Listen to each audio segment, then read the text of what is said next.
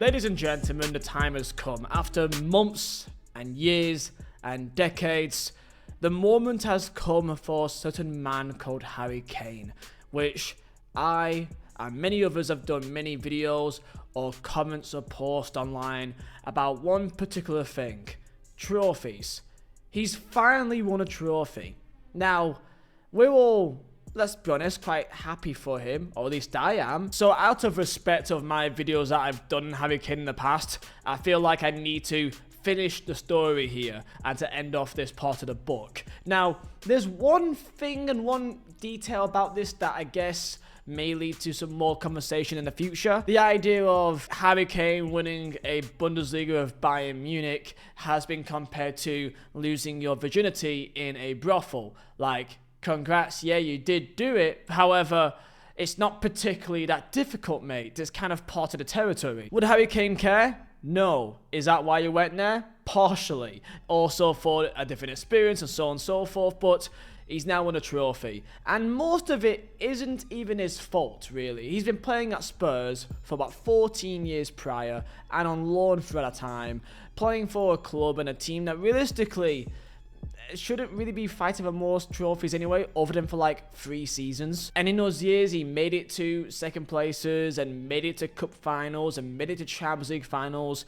He's been the main figurehead for England, the best English side competitively in our history in a consistent sense. You know, how can we get to a semi-final and a final, a quarter-final and then another final and then not win a single thing? Like, I know in football, realistically, success doesn't matter unless if you win something, because history will remember the victors and nothing else. And that's where Harry Kane always fell down this very fine line of, like, he's elite, he's one of the best strikers ever, but in the history books, he will always have a big question mark. Now, he's finally got that trophy, right? He's got a Bundesliga Bayern Munich, and he may go on to do it again next year, maybe get a DFB Pokal maybe. But of course, I know people have the idea that, well done for doing it at Bayern, but no one's really surprised by that. So now that it is finally done, where do you stand with Harry Kane? Do you feel like this will make any difference?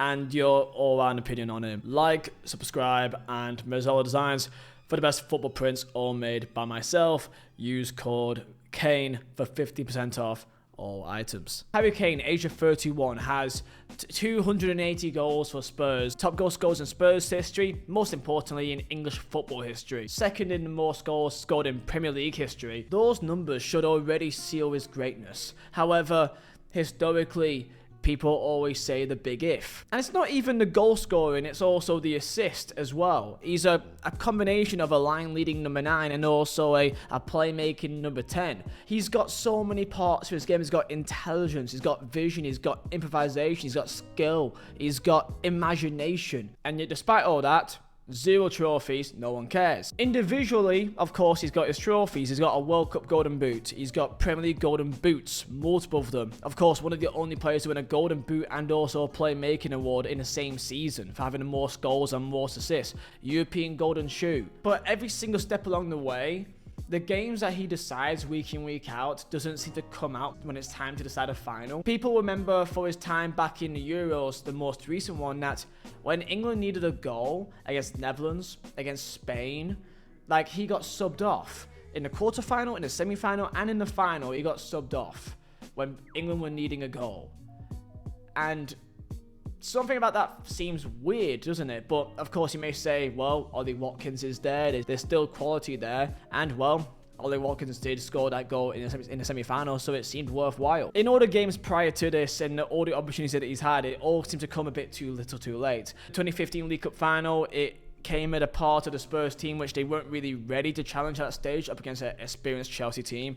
The 2019 UCL final, he just came back from a 2-month injury prior to this, so he was nowhere near to the same level of form or fitness that he could really have for a game of that magnitude. 2021 League Cup final, again came straight back from an ankle injury against a Manchester City team as well. And in his first year at Bayern Munich, that before this won 10 Bundesligas in a row, they didn't win a single trophy in that first season, which that alone is almost impossible to think of. For England for 2018 World Cup, he dragged England to that. He won the Golden Boot and was really good for us. And then was quiet and then faded at the end of the tournament.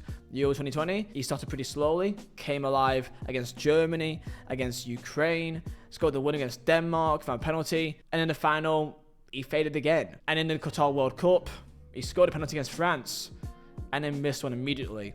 No one remembers the other penalty that he took. Harry Kane's personality is kind of what makes me want him to succeed the most. He always looks like he's always so driven to improve himself, for self-improvement. He hasn't faded at all, and in parts of his game that you may feel like he may be losing a step of pace, he's imaginative to change a style of his game to suit whatever next part of his career he's going to go into.